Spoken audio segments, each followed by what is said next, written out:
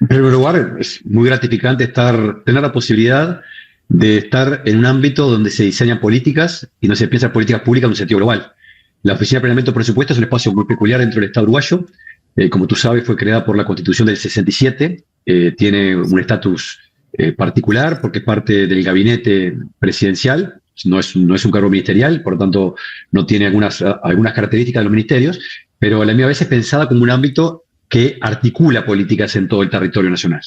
En algunos casos, por ejemplo, estamos con el diálogo social vinculado a protección social, es la OPP que está comandando este proceso. Recientemente culminamos el proceso para definir el esquema de transferencias hacia los gobiernos departamentales, quien lo hizo de vuelta a la Oficina de Planeamiento de Presupuesto en el marco de la Comisión Sectorial de Descentralización, donde actuamos junto con otros ministerios del Poder Ejecutivo y, por supuesto, el Congreso de Intendentes.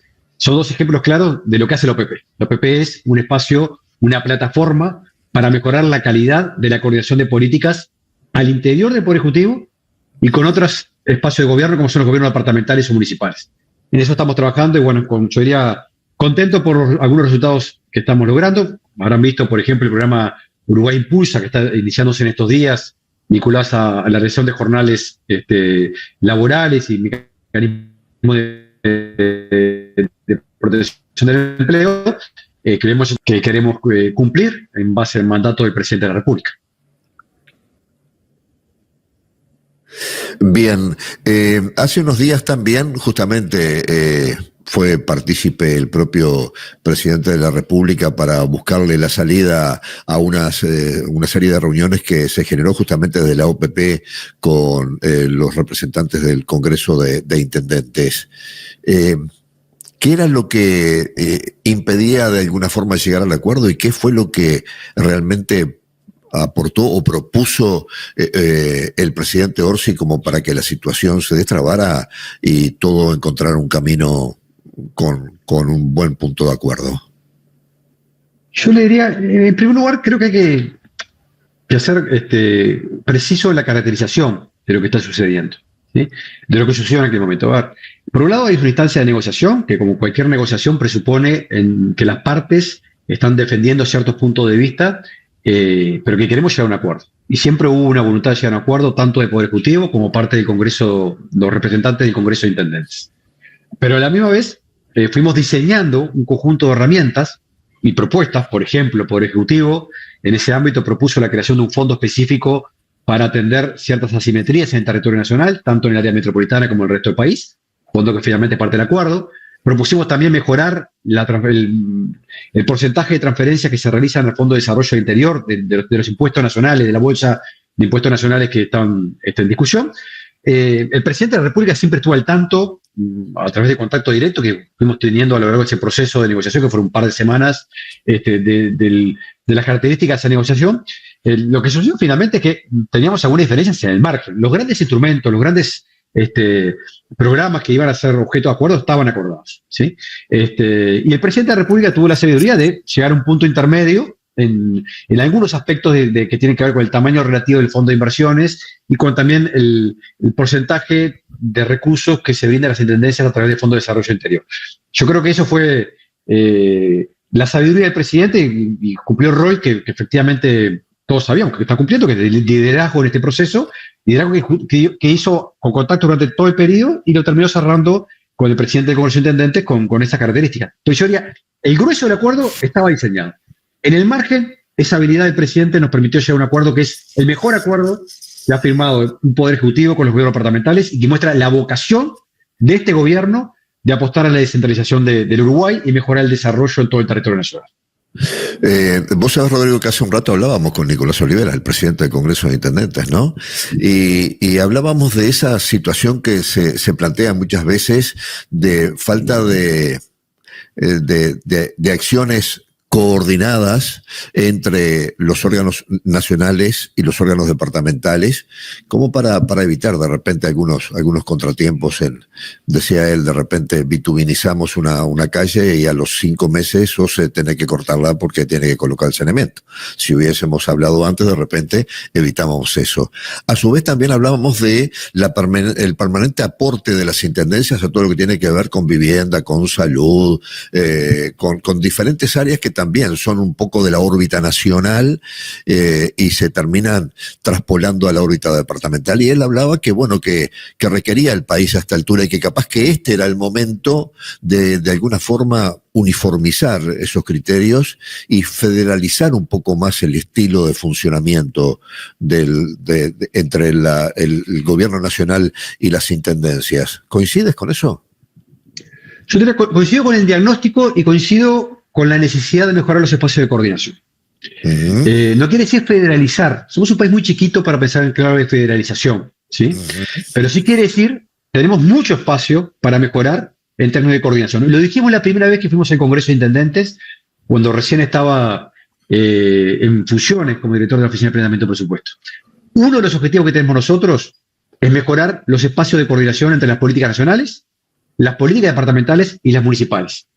En el vínculo entre cada uno de esos aspectos siempre hay problemas. Hay problemas, sí, en la coordinación a veces entre el gobierno nacional y departamental, pero también hay problemas en la coordinación a veces entre los gobiernos departamentales y los municipios, que ustedes conocen en más de una ocasión. Entonces, creo que ahí es donde tenemos que pensar, no en clave de generar mecanismos centralizados de que todos tomamos una única decisión, pero sí en clave que tenemos la obligación como país de que nuestras políticas a nivel departamental, a nivel municipal y a nivel nacional converjan en mejorar el bienestar de la gente y en mejorar algunas circunstancias.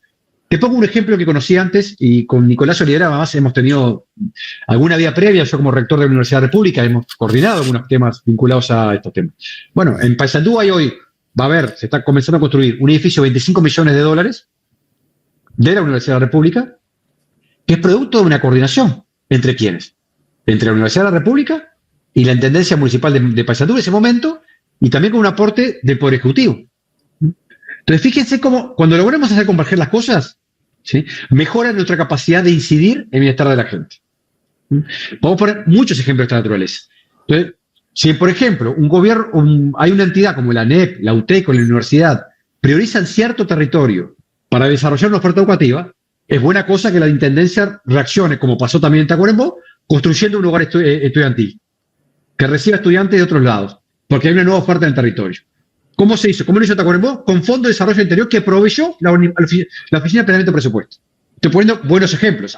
Tú mencionabas hoy, hay de los otros también, ¿sí?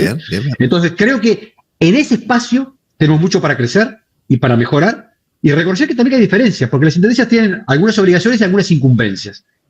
Algunas intendencias, por ejemplo, efectivamente han cumplido un rol importante en tema de vivienda. Hay otras que no, ¿sí?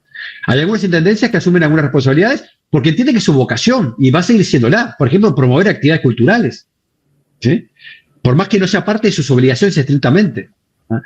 Bueno, me parece que más que pensar que de derivar ciertas funciones del gobierno nacional hacia los departamentales o los departamentales hacia lo nacional, hay que pensar en cómo coordinamos. Porque hay de lado de direcciones. Por ejemplo, algunos intendentes están pidiendo que la caminaría rural sea responsabilidad más del gobierno nacional que del gobierno departamental. Al revés de lo que está planteando de esta lógica, ¿sí? Tiene su racionalidad, también te planteo, ¿sí? Tiene que ver con la circulación vehicular en el territorio.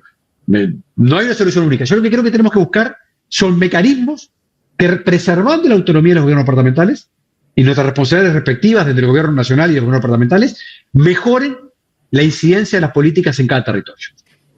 En esta realidad podemos pensar que el rol de los municipios va a ir creciendo, va a ir aumentando en cada departamento. Progresivamente sí, con algunos cuidados. Son espacios institucionales relativamente recientes que tienen fragilidades. Entonces, nosotros no podemos ir colocando mayores responsabilidades si no construimos capacidades institucionales. Y ahí de vuelta, tenemos algo que hacer desde el gobierno departamental y la Oficina de Planeamiento de Presupuesto tiene un programa específico para mejorar las capacidades institucionales de los municipios, ¿sí? ¿Por qué? Porque queremos que hagan mejor lo que están haciendo y queremos que hagan más cosas. Pero para hacer más cosas se requiere también tener más capacidades, yo diría, tanto de gestión como humanas. Y acá también hay mucha diferencia, ¿no? Si uno ve la situación de los municipios en el territorio, a veces algunos municipios tienen muchas dificultades hasta para rendir una partida de gastos y otros funcionan con cierta fluidez. O sea, tenemos que reconocer esas diferencias también, pero fortalecer la capacidad de gestión justamente para que los municipios, que están muy cerca de la vida cotidiana de la gente, tengan la capacidad de tomar la demanda y ejecutar rápidamente respuestas a esas demandas sociales. Muchas veces se encuentran los municipios con la dificultad de no poder tener capacidad de respuesta por no tener, desde el punto de vista de la logística, los elementos necesarios y básicamente todo lo que tiene que ver con solucionar los temas de calles, de veredas, inclusive de iluminación. ¿Está previsto allí alguna forma de descentralizar eso o de fluir de otra manera los municipios con las intendencias para poder ser por lo menos voceros de los vecinos ante la administración departamental y encontrar de repente respuestas un poco más rápidas? Y yo te diría de vuelta que tenemos dos responsabilidades. Del gobierno nacional, y lo estamos haciendo de la OPP, que es fortalecer la capacidad de sus municipios y en algunos casos otorgarles recursos para mejorar su gestión. En algunos casos puede ser inclusive recursos que tengan alguna inversión de las características que tú acabas de plantear. Y los gobiernos departamentales. Los gobiernos departamentales también tienen que acompañar a sus municipios, ¿sí? Y en esto, de vuelta vuelvo a decir, acá hay circunstancias en donde no siempre funciona del todo bien la articulación entre el gobierno nacional y los municipios, pero también entre los gobiernos departamentales y los municipios.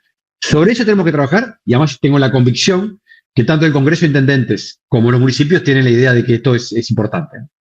Bien, para terminar, hemos recibido notoriamente muchas visitas en este corto tiempo de referentes del gobierno nacional en diferentes áreas y básicamente ministeriales, servicios descentralizados. ¿Esto está pasando en todos los departamentos o de alguna manera Maldonado, por su dinámica básicamente post-pandemia, donde estamos un poco sorprendidos los lugareños del desarrollo en todo el sentido de la palabra, ¿no? Lleva a que rápidamente haya que tener capacidad de reacción como para evitar ir de atrás frente a la demanda y posicionarse tanto gobierno nacional como departamental y poderse parar frente a estos requerimientos de una manera más previsora en el futuro?